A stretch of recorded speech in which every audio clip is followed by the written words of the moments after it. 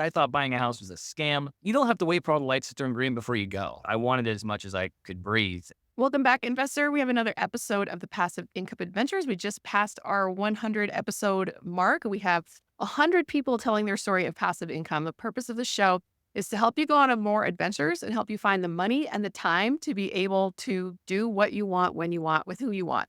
And so today we have on the show Trevor Ahing, and he is going to be teaching us about different ways to get involved in real estate investing. And we're going to be talking about how to figure out there's so many ways to make money in real estate. How do people figure out which path to go down? What's right for them? What stage of life are they in? And so I'm looking forward to hearing more from you about how people can plug into what you're doing, what I'm doing, and making the best decision for them. So thank you for coming on the show. Emma, thank you for having me. I cannot wait. I appreciate the opportunity. Now, where are you calling in from today? Good old SoCal. I'm over in Temecula, California. I think I might have driven by that on the highway once. I believe it. Where are you? City. I grew up in Seattle. I spent 20 years in Austin, Texas. Now we've been in Salt Lake. We travel full time. So we're in Salt Lake for a year. We have a house here and my kids were tired of an RV. So here we are. I'm from Sacramento, California. Okay. And then the service brought me here. I thought I was going to be 30 years. Real estate, luckily, transitioned me into this full time. But we decided to bunker down over in good old Temecula. We love it. I absolutely love it. We were going to move to Florida. And then my wife got pregnant with our first, and all of our family's here. And we're like, okay, we're just going to stay. Yes. Yeah. We moved to Austin when my first was 3 weeks old. And back then, long distance cost money. And so I had a zero support system. It was really difficult. So I commend your just system there to focus on family first. I That's what this appreciate show is basically about. Like more passive income. Why do we even want it? It's so we can spend more time with our loved ones and serving people and spending time together and doing those kinds of things. And so you sound like you got your priorities straight. I agree completely, right? I'm a big fan of reclaiming my time. That's exactly why I transitioned out of the service. I got a whole story for that, but that's probably my biggest why. We're on our second kid next month. My wife's going to give Wow. birth, and fingers crossed everything's going to be amazing. I know it is, but I literally couldn't imagine. Finally had a couple weeks with them, and then had to go back to a job. I couldn't imagine it. Yeah, I don't think my kids really quite understand like what a big deal it is that dad can go to the gym with them on a random Tuesday. They don't really understand that's not normal. I hope that they appreciate it. But you mentioned the service. Like my mom was actually born in Sacramento because on the Air Force base there, my grandpa was career Air Force and she didn't grow up in California, but we have a lot of extended family around Sacramento, Grass Valley area. I think my great something five great grandma has some Cool. stuff in the little museum there. So it's Nice. yeah, well, military stuff. And I remember like when I was a little kid, I asked my mom, I'm like, what grandma and grandpa do for a living? And she said, oh, they're retired. And I was like, what does that mean? And she said, they Yeah. don't work anymore. And I was like, how do they make money? How do they pay their bills? I was 10, so I knew what money was. I didn't realize that you could not have to work for money. I just said, like, he has his Air Force pension that he lived frugally and invested wisely, and he made $1 million in the stock market. And now he lives off of that. And I was like, what? Yeah. Yeah. So that military pension and that investing was something that I actually did want to go in the military for a little while because that. So tell me about your kind of history there with the military, going in, coming back out. My grandpa did his all whatever 20 plus years. He served in the British military and then came home and joined the USAF. So he was in it for a long time, but you Yeah. have Right. a little Right. different route. Tell me more. Yeah, when I joined, I was 19, a couple years after high school. I had no interest or inkling. I love my country. I just never thought that was going to be for me. I was like a born and bred mama's boy, right? Yeah. And so that would have just scared the poop out of her if I ended up joining. And so what we ended up doing was I was at a Subway one time, and a recruiter came into the Subway, and he was like, "Hey, you seem young. How old are you?" And I said, 19. He was like, "I'll buy your Subway if you come talk to me for 10 minutes about joining the service." I was like, "Free Subway?" I was like, sucker, of course. And then long story short, about 8 weeks later, I went to Marine Corps boot camp. Yeah. So our tuna Whoa. sandwich just turned Oh, an into expensive sandwich. there was an expensive sandwich. And, to be fair, it was the best thing I ever did with my life. I will never talk ill about my time in the service. I did 8 years in the Marine Corps. I thought I was going to do 30. Like I really just bled scarlet, red, and gold. Those are the Marine Corps colors. And I was going to stay in it for as long as possible. I got married when I was overseas, attached to Marine Security Guard forces. I met my wife and she's from Sacramento. She flew to Africa to meet me, which sounds so romantic until I have a daughter. And I'm like, you will never fly anywhere for a boy like that. You don't even know, man.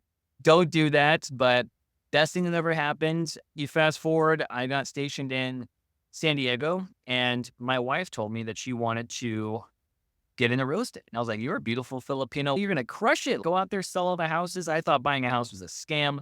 I don't come from any kind of money, apartments my whole life. And then I bought her a seminar through Bigger Pockets and she chickened out to go.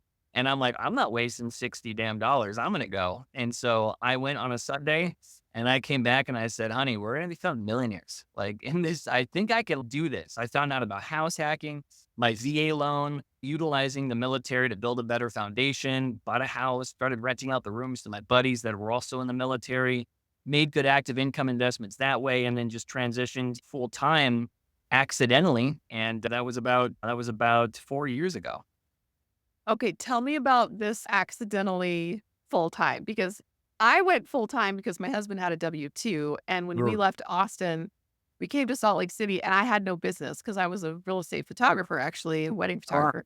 So when we get here, I'm like, I don't know what to do with the rest of my life. I don't really want to start another photography business because Yeah. I was starting to get too old. Be like, it was hurting my wrist. I was getting some repetitive stress injury. I was like, Mhm. it didn't make that much money. I was like, I could hustle my butt off and maybe gross 100 grand a year. I just think I was doing like 30K a year. Right. It was a hobby. It was a paid hobby. And so when we got up here, I was like, we don't need the money from my income. So I'm just going to go out and I'm going to learn how to invest. So I had to go full time to get go. But then to retire my husband was very purposeful. Like it took us almost 2 years of repositioning our portfolio, cash flow versus growth, all of that kind of stuff. So how do you accidentally go full Oh, time?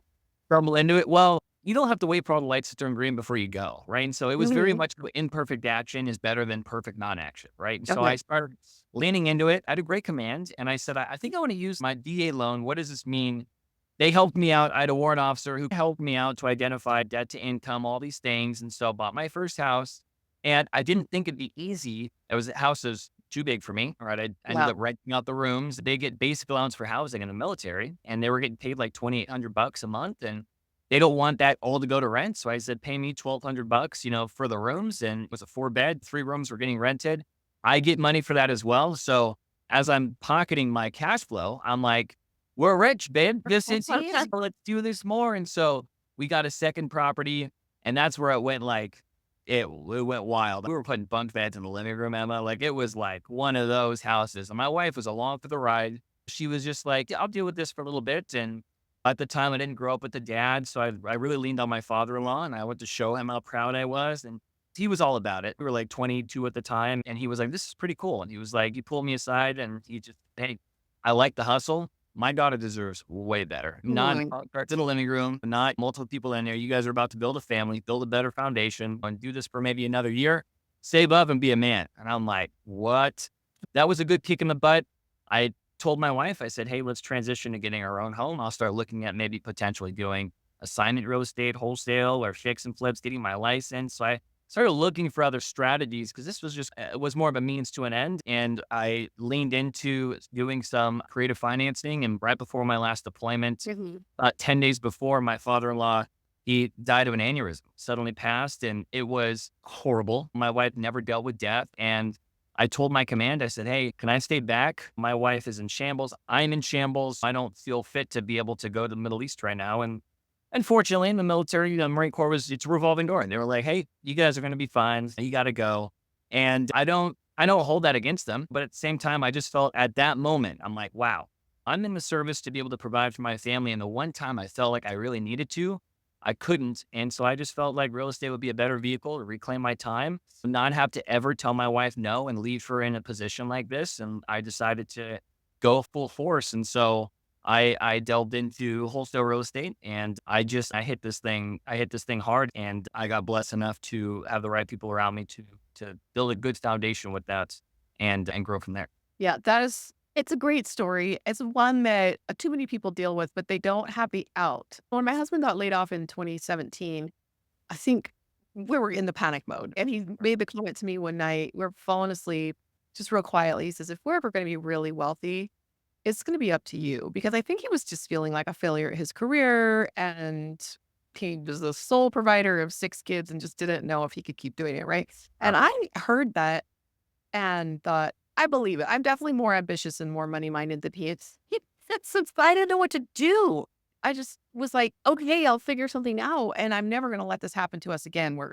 you're laid off and we have no other streams of income. But I just didn't know what to do. So how did you feel when you got into that position? Did you feel like this was because you're like, hey, babe, we're going to be millionaires. You're all excited, but you didn't know any real estate millionaires. You could have Oh, just been one of those young kids who just talks big and never does anything. Like, how did you actually feel at that point?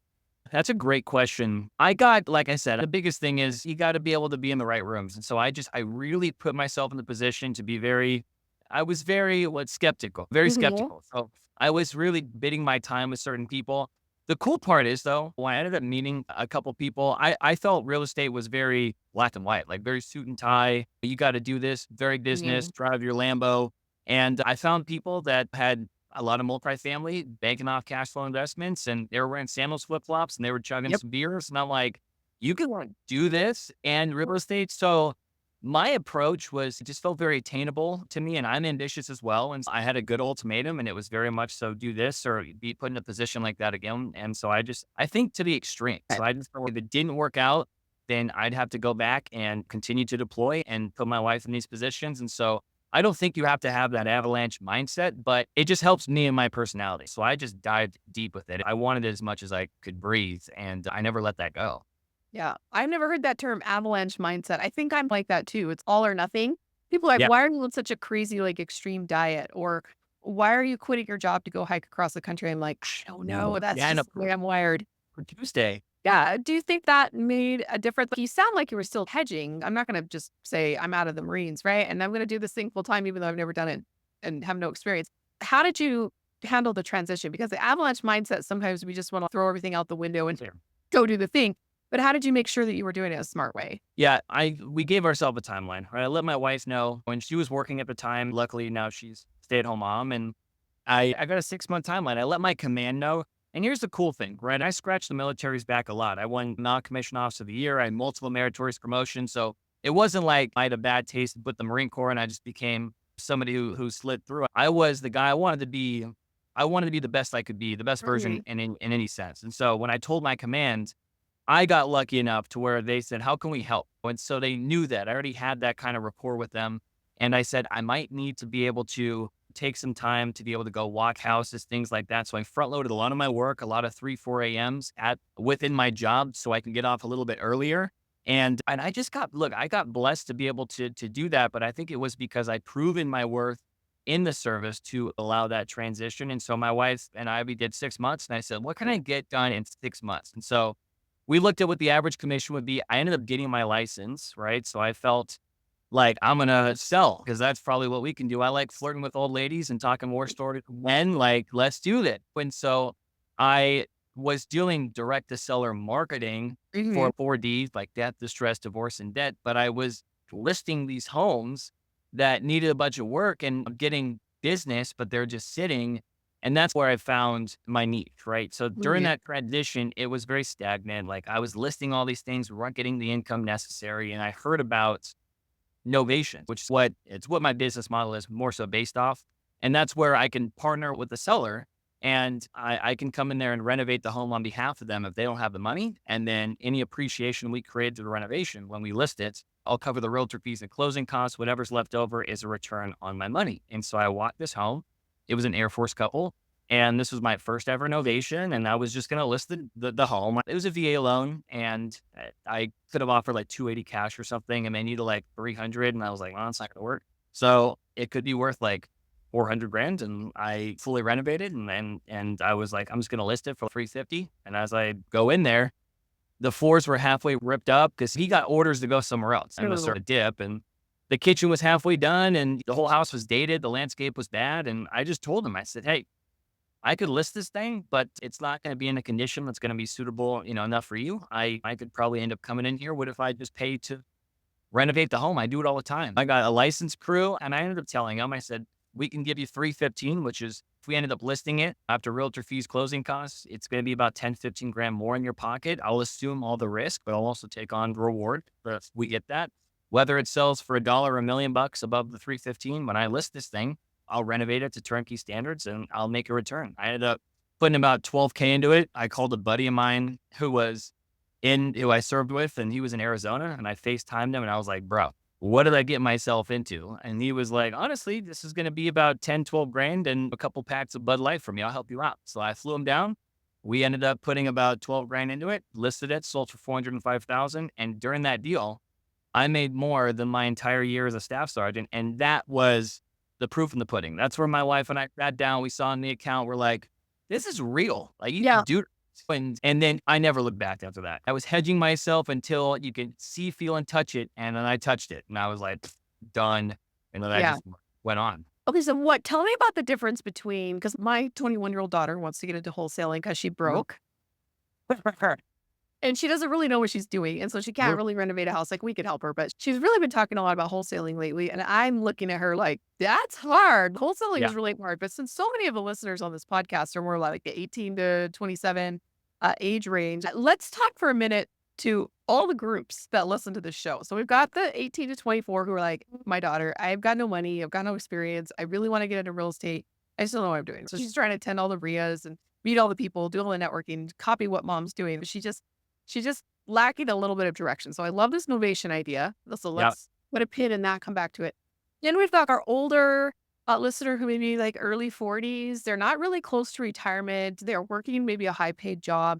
And they're the kind of person who's, I'm never going to retire. But in the back of their mind, I don't think I can do this till I'm 65 years old. That's would be a Yeah. fun next. So that group of people versus the person who we usually work with, who's like in their mid to 50s, maybe early 60s, they either are just about to retire or retired. And they're like, I just want passive.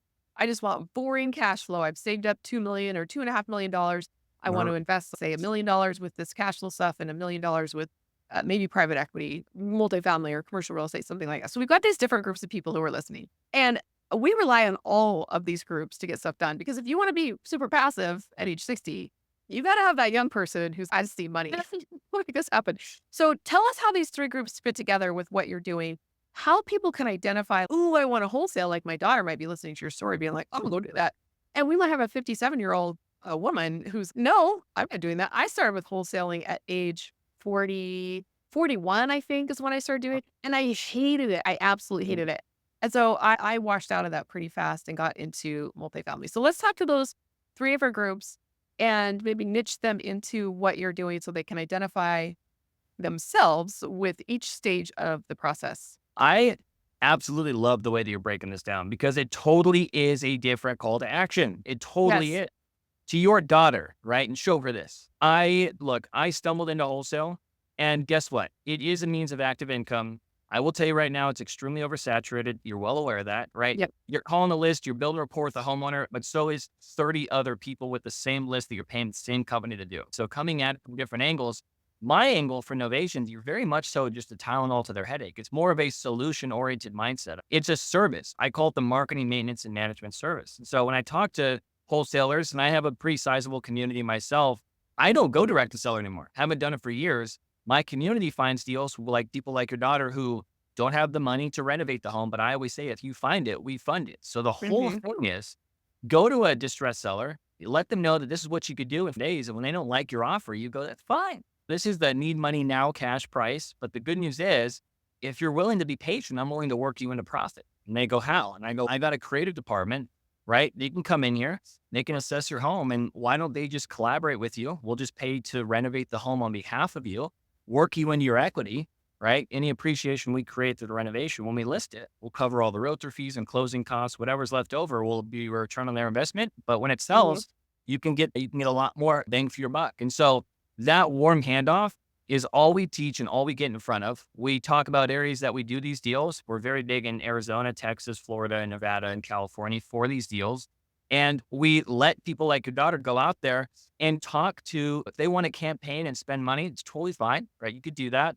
You can also do it for a free 99. You can just call agents on market that have the property sitting for 90, 120 days. And you go, what are you doing? This thing needs work. It's sitting forever. It's vacant. I know your seller wants more money. You're getting investors hounding you left and right. Why don't we just come in here? We got some private money ready to go. We'll just pay to renovate the home for your homeowner and have you relist it. So now the agent gets to double their commission. The seller gets more money and my 30 grand makes 30 grand, right? It's as Yeah. simple as that. So if you just find these deals, you bring me and I pay to do everything. I become the bank. And that has been amazing because it's like a little army of people like your daughter going out there and having that optimism of saying, "Hey, seller, I'll give you more. Just Mhm. work with our timeline. This is how we do it." I educate you during that entire process. And we collaborate. So two ways. I can either give you an upfront fee, like a wholesale. Like you can wholesale me innovation deals and I'll pay you basically 1% of the purchase price. So Mhm. if you got it for 300, but I put 20 in to make 400, whatever you got it for, I'll give you 1%. You make 3 grand. But at the same time, we can also attach you to the equity if you want to take the ride. You want to wait and you're like, no, you're going to make 80 grand on this. I made upwards of 300,000 on novation. If you want to take the ride, we'll attach you to 25% of the net proceeds, right? At close of sale. So that is a great way for your daughter to come in and just allow herself to expand how to anchor and then how to offer and then how to proceed through the creative lens. Now, the other way, the middle tier, when I do this, I don't go through mix, right? I'm able to offer the seller a lot more because I don't have to put 10% down. I don't have interest only payments, right? I don't have to, everything that we have is going to be applicable to the purchase price. So I only have to raise for the renovations. But if I raise when your daughter gets me a deal and I need 40 grand to be able to position and renovate the home, I'm going to reach out to them where they go, what can I do? How can I learn? We can learn by trying to position some money on these deals. We can have that on the job training during these and you can make a great return. And then you can end up taking your return plus your principal and start trying to campaign yourself and find your own deals. Totally do that. Right. And that's a great way as well. We've done, over 1.4 million for private raises, which Mhm. it's funny that you start your contact list can just turn into, I never would have thought that. And then agents, if agents are around that area as well, people that are listening who have their license and they're struggling to get listings because they have to negotiate their commissions. Go walk a listing and say, hey, we could list this in its condition, but honestly, I got a creative department will come in. Let's just put a little bit of money into this thing. And then when we list it, they'll cover all my commission, right? Plus your closing. Yes. The biggest thing is we want this thing to sell. And in this market, especially during the holidays right now, people want to be sad and happy. They want to relax. They're going to go in debt buying Christmas gifts. They just got in there solidified in their school district. They're not going anywhere. So this thing needs to look good to get a buyer and Yeah. we'll pay to renovate it. And that's a great statement for agents to say where you can get worked into a commission, sellers happy because they get to see. We treat this like an HGTV show. Like seller gets to walk it. I ask them what kind of backsplash they want. It really is like a whole process. It's so much fun. And then the older tier is we're looking at lines of credit. Like I love for somebody to be able to come in, make a damn good return on their money and be able to control their funding to get quarterly or monthly payouts while we're positioning these deals to close nationwide, right? So it's a great passive way to come in there, control your interest. We're asset backed. I own a sizable portfolio as well. So we can, of course, lean against it, whatever's necessary for protection and just allow you to look at it from more of a 10,000-foot angle and just say, you guys do all the work. Here's some money. And we go about it from there. And that's been big now that we're moving into more luxury novations, dated Yep. million homes where, sellers don't want to park more money and they want to just move into a bigger $1 million house. And so we just renovate it for them. Nice. Okay, so the luxury market is way different. I love how you just were able to show what you do, explain how it works while speaking to different people at different parts of the process. It was a good insight into the technical side of it. I'm sure people listening are learning a lot about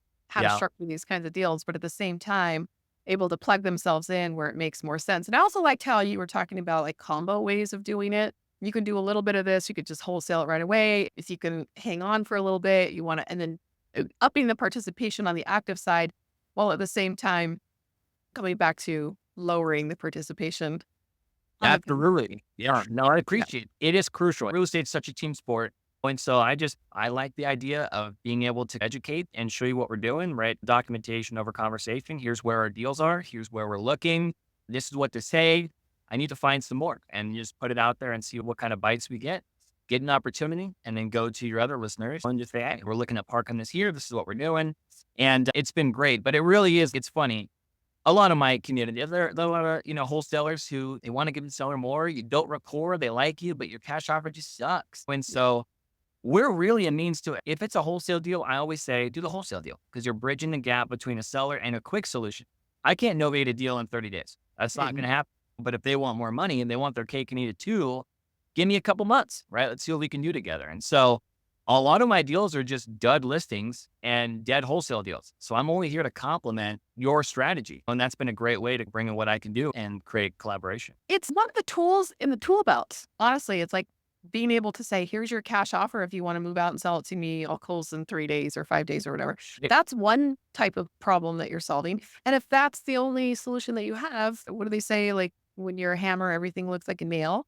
But when you have a full tool belt, you can look at the problem and say, this might be the best tool for this particular problem. And so your ability to look at a problem a little bit more holistically and find solutions that, let's face it, these are bad situations, right? There People are. are under stress, right? Yeah. So we're just trying to triage, stem the bleeding, and make the best out of a bad situation. So there's sometimes no time we can make like a win.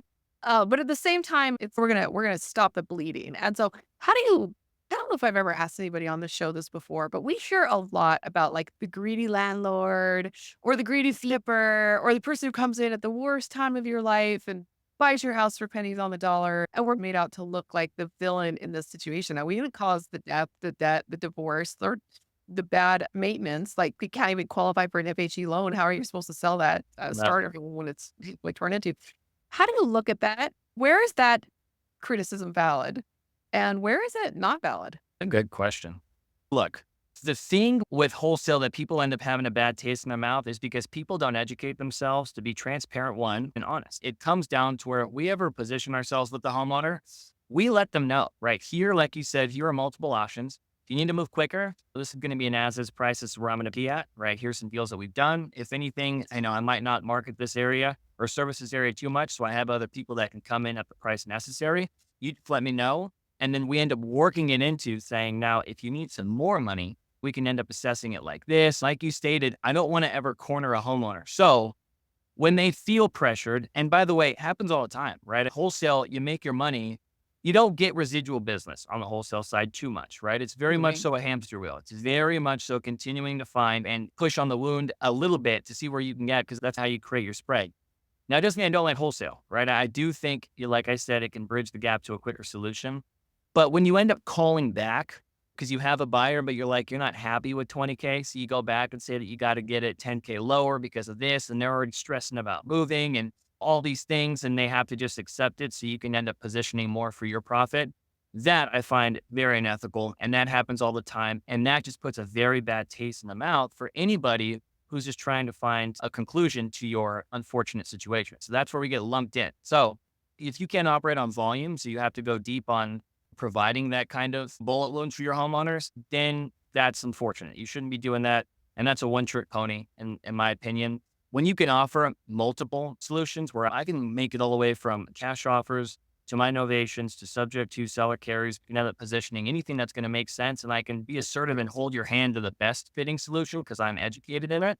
Then I find myself to where if you just don't want to do a deal with me, I get pissed off. I'm like, dude, like I want to give you so much more. Like I Yes. promise you, this is the best thing. I know that you might not understand, but let's get it together. I was told this person gave me 20K more. And I'm like, yeah, what's their proof of funds? Is it some Peel box Amazon paper that it's one of those. So I'm like, they're just going to come in, they're going to overpromise, underdeliver. And unfortunately, you're going to come back to me. And I just don't want you to have that time being wasted. So being as honest as you possibly can, I think is good, but 2024 created us a way, in my opinion. I do think homeowners are super smart, right? They're coming into it where they now know having a real estate license doesn't make you the consummate professional. It probably won't. So Mm.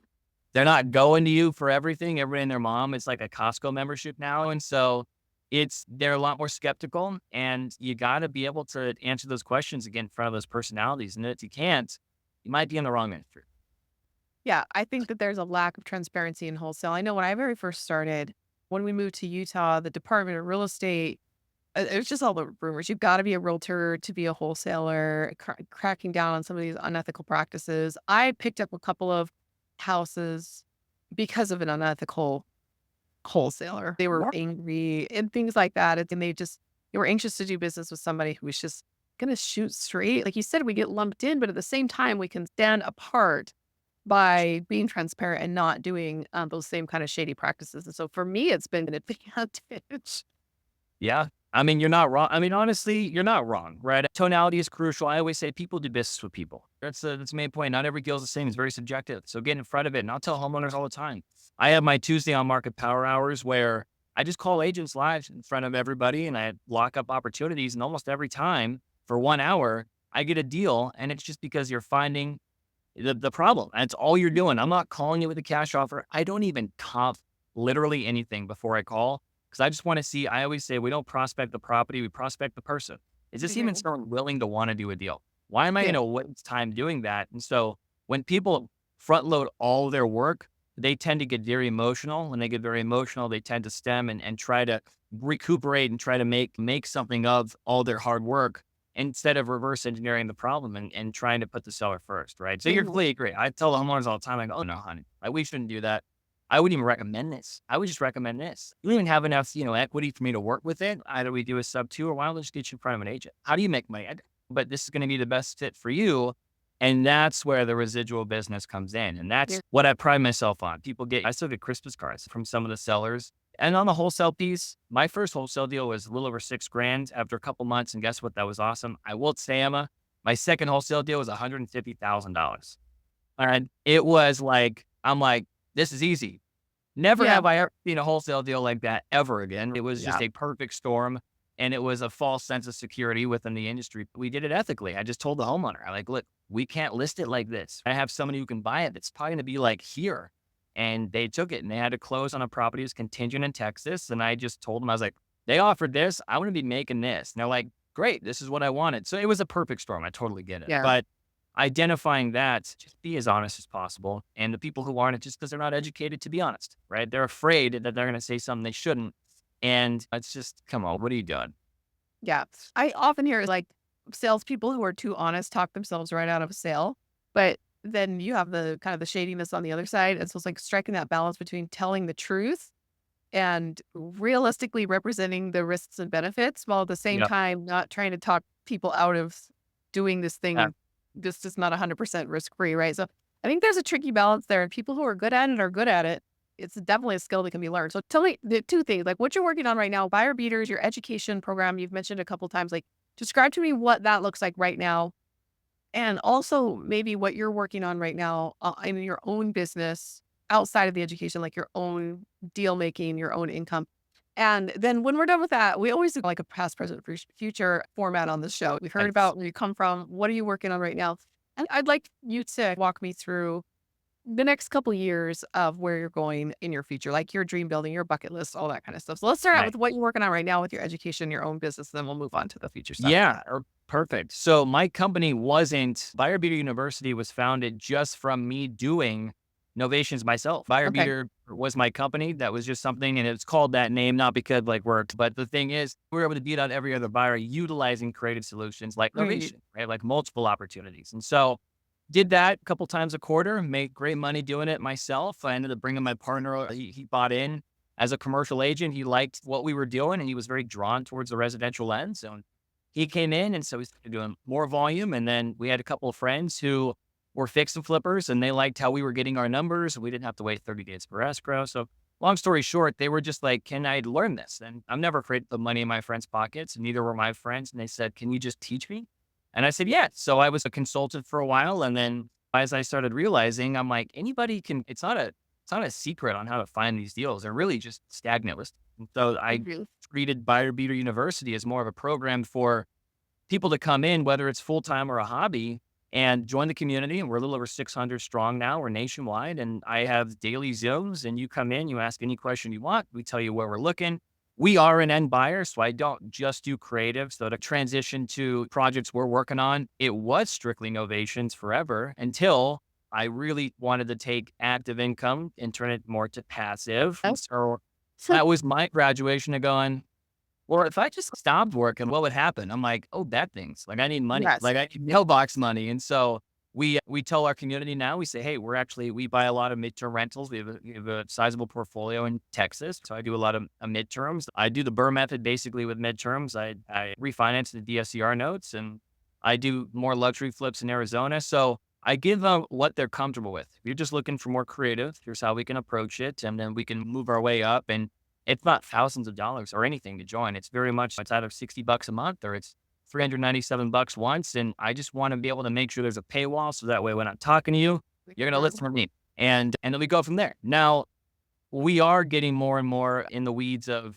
residual income. The midterms have been a lot of fun. We work with a company called Pad Split for that, and it's been good. I will say that I lost my butt on some short terms. It just wasn't my thing in California. Mhm. Me So neither. yeah, it wasn't.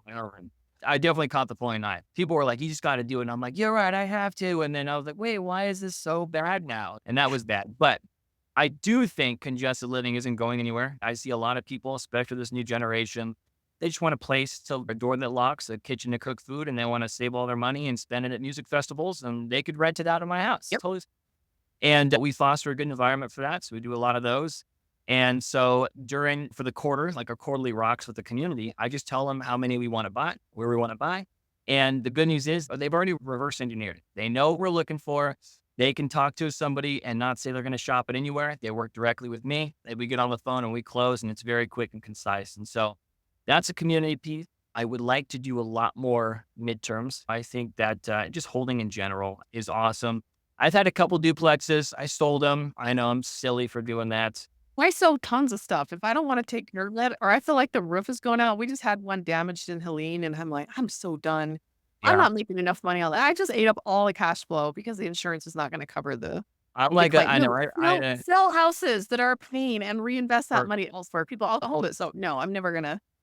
I had to run and dude, I had to let my wife was like, "Can we literally just get rid of this thing?" And I was like, "It's gonna change." Uh, so we do that. We only do novations where we put 10 grand or more in Florida, Texas, California, Arizona. Really, we're strict on that. Anywhere else though, if it needs a 5K facelift or something, that's my risk tolerance. I'm totally cool doing that.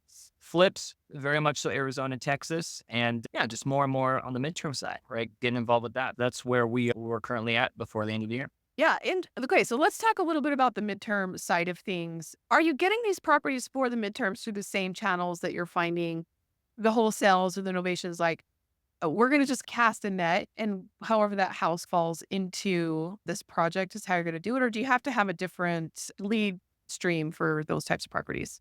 Yeah, great question. It's the same funnel, right? And Yeah. if we want to get super nerdy with it, I can tell you how we're doing this through novations as well. Like sometimes we'll talk with the homeowner and well, to answer your question, yeah, it is through the community.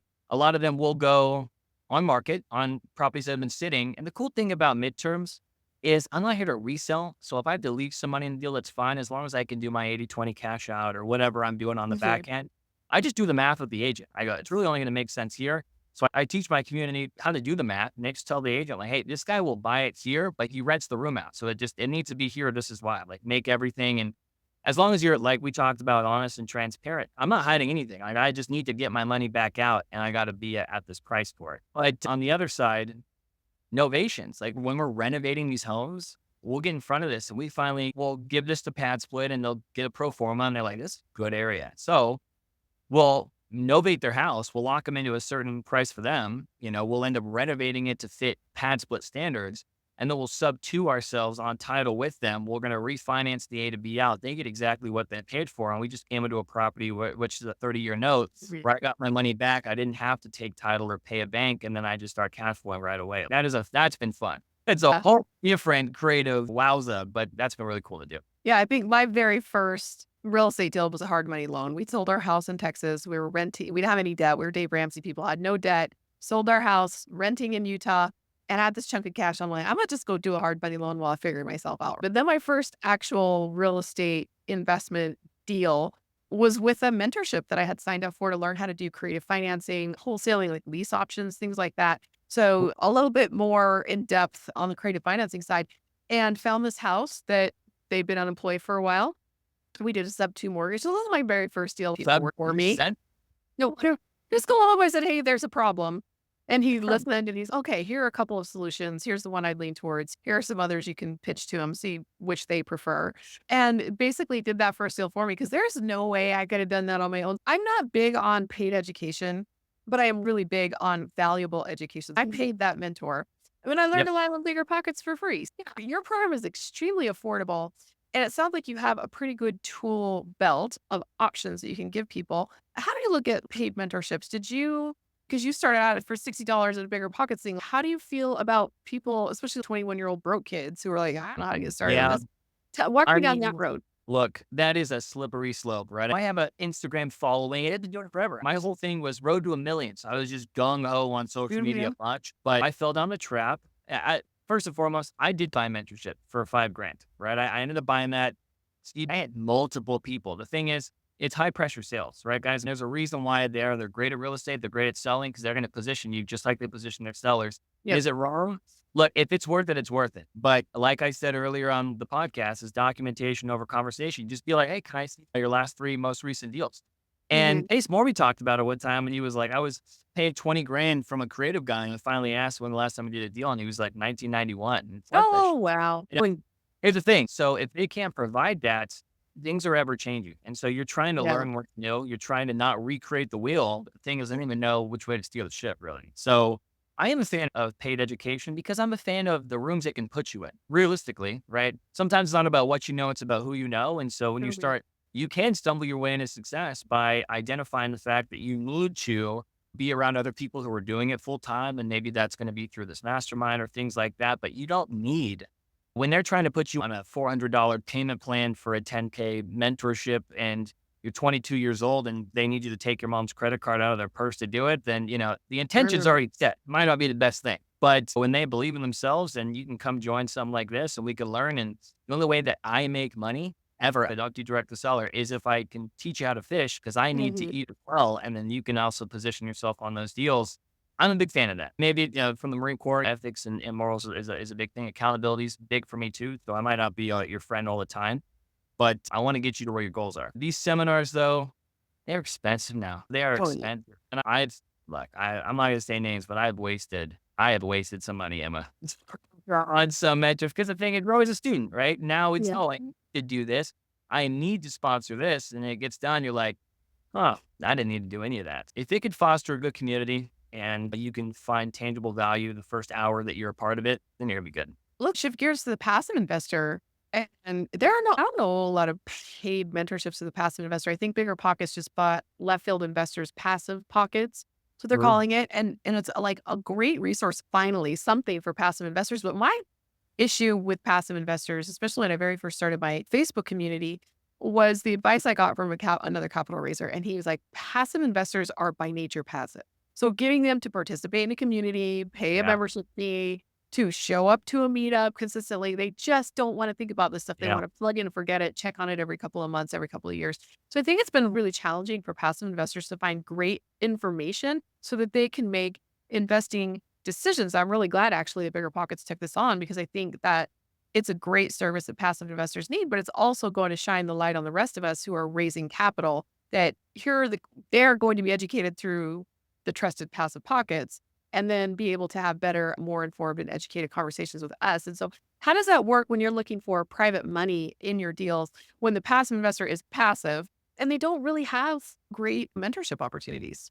Oh, yeah. Those who have the funding, I don't need you on my Wednesday Zooms listening to me go crazy. The biggest thing is we have our distro list on this side. If you're interested in being a private capital lender, we're just going to be able to position you opportunities, show you deals that we have. We usually have between 3 to 5 a month. And you take a look at it. I have an entire breakdown on what we have, what's called the buyer beater breakdown. You ask the questions that you want. We jump on a call. We see what we have. We look at the levels of protection that we are going to instill for you. And then we go from there. And the cool thing is there's like different levels. Sometimes our cash to close when we're taking title, the one that we have closing on the 18th is about 190 grand. And then sometimes we just got to update a kitchen and floor and it'd be like 21 grand. And Mhm. so it's whatever you're comfortable with to get you worked into the momentum of investing. For the longest time, I will say people who reach out, especially people from the service, I'll speak on bases and stuff. And when you text me, what can you do with 3,800 bucks or 5 grand? I'm not going to take it. It's very Yeah. much so I know it's all you got. I know you got bit by the bug. It's going to be 4 or 5 months and it's going to be a 15, 18% return. And you're going to get back 400 bucks on your money. And it's not going to be, where you want it. It's going to be a lot easier to position yourself with the sweat equity, save that money. I'd say, of course, join the community on that piece and just put your head down and study. Let that money work for you in other ways. But I'm always looking for more and more funding. I got a lot of money in my own business. And so Emma, for you offline too, I'd love to discuss that because I'm still a student with that. I think Mhm. coming into it as we start growing, we get in front of more and more opportunities and bigger deals. We're seeking counsel for it. It's been really cool to have people like you who have been a lot more seasoned in that to be like, hey, this is how I would recommend this. And so I definitely know the means of acquiring and finding, and we've funded over 100, but you're never gonna know everything on that side. You're always gonna want to know the right people to be able to fund these kinds of deals. As passive as it can be, I love to just send you opportunities. Whoever is that person, just tell me yay or nay. Just give me Yeah. one lead, see what we can do. Yeah, I always just am careful to define passive income as when you don't have any ownership or control or responsibility in the business. It doesn't mean it's no work ever anywhere. You got to do your due diligence, you got to monitor it, got to keep up on the communications, all that. Passive only means that you don't work that business. And I just don't Sure. want people to think that passive income takes no maintenance, takes no monitoring, takes no due diligence. Obviously, anybody who's seriously tried to go place like 50 grand knows this. There's so many options. And they're like, no, well, their pitch decks all look the same amount of pretty. I don't know what decisions to make. And so just getting yourself in the same room, like you said, and just looking at deals. And what's the bigger pocket thing? I don't know. Is this bigger pockets? We've mentioned them a lot of times on the I know. True. I don't like I need a sponsorship. And that's one of the reasons they started this podcast is because passive investors are more likely to consume a podcast passively while they're driving around or exercising than they are to show up at a meeting and all that kind of thing. So the podcast was really me just trying to break through the wall, the passivity wall, and say there is some work and education and learning on the front end. But they say run one deal a day through your financial calculator, make one offer a day. And in commercial real estate, I used to say do one a week and make one offer a week. Something along those lines, because you learn by looking at deals. So if you could put a lot of deals in front of people and they're actually evaluating as if they were going to invest, even if they say no, they're going to learn a lot. And eventually they'll find one that they feel comfortable enough saying, you know what, let's do this.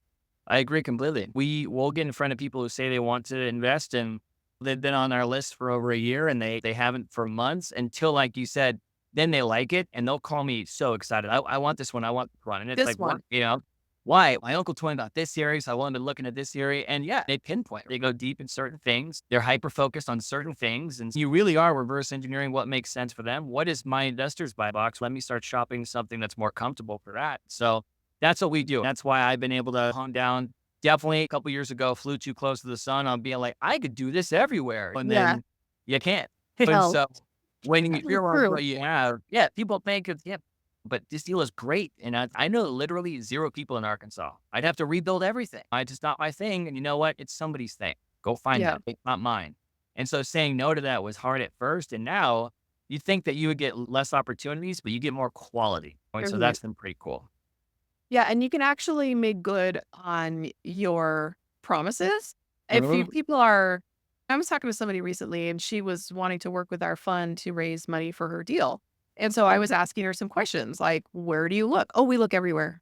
I'm like, oh, yeah, red Well, flag number one. Oh, so what kind of properties are you looking for? Oh, we'll do anything from 4 units up to 500 units. She never done a deal. It's just, okay, we do not work with yeah. sponsors who do not have experience. There are too many sponsors out there who are looking for capital. We can be extremely picky. We do not have to give it to people who are like, oh, yeah, I can do your deal in Arkansas. And to be able to say, I can't actually do your deal in Arkansas because I want to Yeah. be able to deliver on what I Yeah. said, and you have a deal go wrong, that's going to set you back way more than the money you missed out on by Oh my saying, gosh, it's so true. That's a great way to put it. They can become very expensive lessons, very expensive. And honestly, like you said, I have one of my investors. He's got a good amount with us, and he's just compounded. And the thing is, the first deal ever, which was funny, is you can't have deal breath, right? I let him know we put the money in escrow. We were going to close in North Carolina, and you could start smelling it. And I called him and I said, look, I don't feel comfortable. I ended up trying to find a contractor over here. I can't find it. People are telling me when they're walking the street view's not looking good. I'm not there. Can we just position this somewhere else, or do you want it back for the next opportunity? And since then, he was like, honestly, that was probably the best thing he could have ever done. He was very hesitant initially because I was a friend of a friend. Of course, it's yeah, those relationships. And since then, that was a couple years ago, and it's been great. And you got to have that. Definitely got to be able to have that. Position them first. And people always ask you, like, why don't you ever use your own money? But when it comes down to positioning other people's money, I have a lot of money in my company.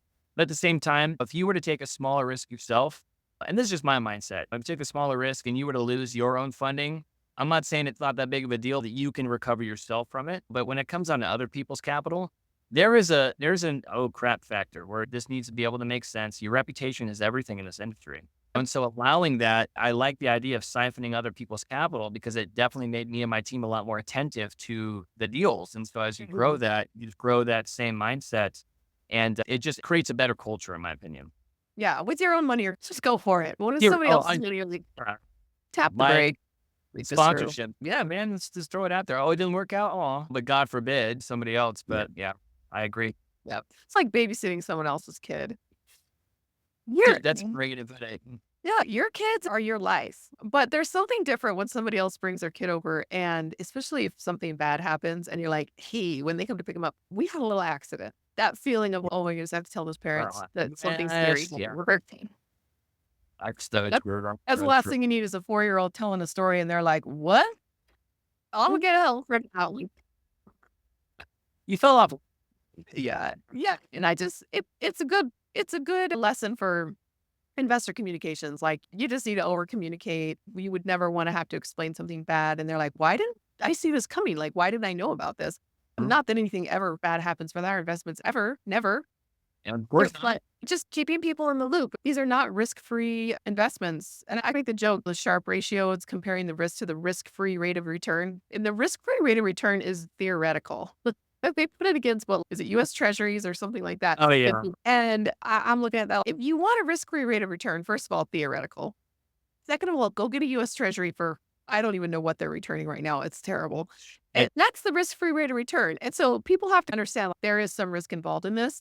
And but like you said, you're going to do as much protection as you possibly can to make sure that people are comfortable. But then there mhm. has to be a certain amount of avalanche thinking. Wait, it's a little 100%. trigger. That's a good way to put it. Walk me forward a few years. You made a comment how you're doing a lot of active income and you're like, man, there's got to be something more passive. This is the natural progression of the active investor and why Correct. we have this show. People call me up all the time. They're like, I got a couple of rental houses. I have a couple hundred grand. I want to find out how to GP on a deal. I'm like, why do you want a GP on a deal? And that's the thing. It's like, you realize it's more active than what you're doing right now, more Yeah. stressful. You're dealing with other people's money, not just your own. And you better love it. You better love buildings. You better love the people who live and work in them. This is a career shift. This is job. Why do you want to do this? Like, oh, I'm already doing all my maintenance and self-managing my rentals, or I'll just make more money if I'm on the GP side. And it's all the wrong reasons. The only Yeah. right reason is you love doing it. Yeah. But you're active, you love doing it, but you still go down the path of figure out a way to make this more passive. So tell me where you're going there with your own passive income adventure. Absolutely. It really is a progression where you don't even, it's such out of sight, out of mind the first couple of years. And then, yeah, I know it really was kids. I mean, you talked about you have 6 kids. You 6 kids. I want a football team of children, right? I want a bunch of kids. And I think just coming into that, right? Having the luxury of being able to, I will always work, in and on my business. I have a great partner. We have good team members, but the idea of being able to step away for these vacations, I've been able to see is I'm a lot more confident when you start being able to build residual gains. And so the Mhm. midterms have been really cool to come in that they obviously position for personal overhead. Yeah. And we're at 18 doors through 3 properties. So I'm avalanche thinking, I'm like, that just means 100 is let's do it. And Yeah. so I would say we've definitely cemented ourselves in a certain area of Texas, and that's where Mhm. we want. I've seen where the demand is. So I'm just going deep with that, right? I'd say the net we try to buy right now, we're trying to buy one a month. This is a new directive. This is really only a couple months ago. We're in escrow on 2 more, so we'll have 5. But I would say one a month for a year. Let's see where we're at. Mhm. On our quarterly rocks, I'd have to ask my partner, but I think we have 26 rentals for the end of the year. That's what we want to do. So I think I might average out to 2 a month. But anyway, it's a lot. It's going to be positioning that, right? Like I stated, I'm very bullish on more congested living, very hostile mentality. People are a nice, safe, sizable place for them to come in, rent the rooms out. It's not sober living facilities, and I've done that before. And there's definitely a purpose for that. Yeah. Mine are more so like school teachers when transitioning people out of the service and Starbucks Mhm. baristas, more of the lower wage jobs where they want to save for other things and they don't really find the value in a whole home for themselves. So that's been pretty cool. And the way Pad Split actually operates is it's like a social credit score. If you are living with people, you get to vote, you rate them how they are as a Oh, well, housemate. off the island. Finally, a reality show. I know it's pretty funny. I'll have a little meter note that we get every month, and it's like Stan ain't doing too good. You know what I mean? You gotta see that. So that's been pretty cool, and the people there are pretty awesome. And then a lot more kids, a bunch of kids, some more rentals. If you're gonna ask me in a couple years what's gonna make me happy, it's gonna be that. You're not going to get to the point where you're ready to just be like, just let me send you my money and you send me my check. You probably have a good another 10, maybe 15 years before you hit Yeah. that point. I'm not quite there. Obviously, I'm still doing active investing, but the longer I do active investing, the more I'm like, where do I just send my money? In fact, that's one of the reasons I started Rise Capital. I love that. Because we could bring partners in who are already doing private lending, and I could just do this Yeah. podcast and social media and all that stuff, writing that I really like doing, and I just give them my money. For me, it's not passive, but I'm not the one who's in charge of the deals directly, if that makes sense. So I was almost like starting a business was a way for me to get more passive because I could bring partners into it. I So love that. Never strategic thinking. yeah, I was just too lazy to do it all by myself. So I was watching a short by Daniel Priestley the other day, and he was talking about the entrepreneur with kids versus the entrepreneur without kids. And he said, you've made decisions to have kids, and it's going to change the way you do business. And that's okay. Like you're going to do business in a different way, maybe a better way, but certainly you have to look at your life and your productivity and your time management through a different lens. I'm like, dude, preaching it because I made a choice to have a large family. We're an infertility family. So it's like every kid was pretty much on purpose.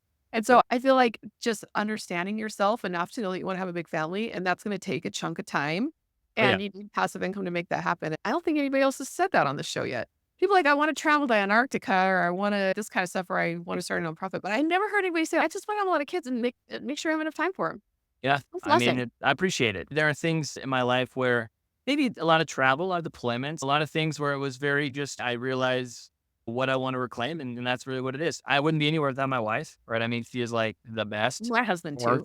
she'd be like, "Hey, I mean, like, it's just crazy. I was like, I'm going to do this. And she's like, hell yeah, you are. I'm like, what do you think? She's like, I believe it. And I was like, that undoubted just confidence, that unwavering confidence is just really cool. So cried everything to her. And it's so funny. She never listens to my podcast, but I always got to give her all the credit. Dude, there was one time I am nowhere near an influencer, but I do a lot of speaking engagements here. And the other day, it's just funny, a random story. We were at dinner and somebody came up. They're like, are you invest with Trev? And I was like, yeah. And they're like, could you take a photo? My wife looks at them, goes, why? Like, why? And I'm like, honey, come on. And so she always forgets because when I come home, it is pretty cool.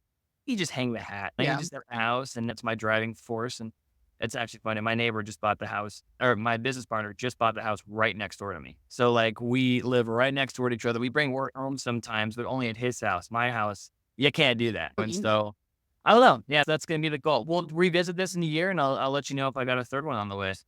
Yeah. No, congratulations for that second one. By the time this podcast posts, it'll probably already be born. So we can Boy, we'll be here. I'll show to be the first piece of content he sees. Home nice. from the No hospital. question. Yeah, I'll have to come on your podcast and you'll have to have your wife listen. There's this one lady you need to listen to. She was a All right. Yeah. stay-at-home mom, homeschooling 6 kids, and she retired her husband when he was 40 years old. You got to listen to this one. And he's a Yeah. superhero, honey. Yeah, got there, the world. there you go. We'll It's suck her in a little bit. My husband wasn't really that into it because he was super focused on his W-2. But as he got closer to quitting, he got more and more interested in real estate. And now he's basically running my business because he's more of the operator mentality than I Yeah. am. Yeah. I'm And I'm like, visionary. "Honey, some paperwork. Can you fax that to the insurance company?" And he just takes care of it. Yeah, my wife, it's funny you said that. She became, now she's a stay-at-home mom, but she was a TC and she was a damn good TC. Like she was a great TC. And it's funny, we never did a deal together. And it was, she worked for somebody else, a mortgage company at SAC. And we always talked about it and then we just never did it. But it is cool because we'll be running things and we have a TC on staff now and they'll like randomly help out. What about this? Why didn't you do it like this? And Yep. I'm like, why didn't we do it like that? Yep. So it's awesome. Yeah, I think if I was to go get a job, being a transaction coordinator, because people like my partners are like, you're not detail oriented, you're a high level thinker, you're more the planner, less of the doer. I'm like, when I'm in a job like that where I'm in a defined role, like I'm Yeah. super detail oriented, like all the boxes have to be checked and I'm graphic design, bump with the arrow keys, all the little stuff. Like I can get really nerded out in the details if I have a very constrained working. It's just when I'm CEO or founder type of thing, it's a completely different mindset. I find that I have to struggle to switch between one and the other. So I have to, for whatever that job is, I have to just pick one. I don't know if you struggle with that too. Oh my God. Yeah. The book Traction, anybody listening to this and they're starting out with somebody, Traction was amazing. The EOS system was great. I'm super visionary very people oriented. I'm like a Labrador, and I Mhm. love what we do. And my business partner is extremely great personality, very dry, but super operational focused. And so, yeah, we just, when we defined our roles, we got into that. It was so true. And sometimes I'll look over the fence, what are you doing? He's not like, okay, like, all right. That's funny. Yeah, we live about maybe 10 minutes from my business partner. And we used to live even closer before we moved. My husband goes over and spends all day at his home office every Monday. And they just get a ton of stuff done when they're sitting next to each other and working. So there's some benefits to living that close to a partner. It's Oh just no, getting bro. working. So, Totally. And he's so great with our daughter. Yeah, it is really cool when it intermingles. My wife's a huge fan of him too, which is also a plus, right? That's great. yeah. It's our, they're like brother and sister, but I completely agree. Man, Yeah, maybe the back fence is a little too close. But you can run into them at the grocery store and your kids go to school together. Maybe too much. I don't know. You tell it's, me. we're going to dig a tunnel. It's going to be like a back How much grade. does it pay? I right what we thought about. I'm telling you, Emma, I'll send you photos. It's probably going to happen. I'm not going to lie. If you're house hacking with a wife, I could see how just having a business partner next door seems like a luxury type of situation. That's so true. That's so funny you said that. Yeah, and actually he's house hacking with some of me and my wife's best friends for 10 years. So the house is definitely too big for him on that side. So he'll Yeah. rent out the rooms and he loves it. It's just so funny how the world works.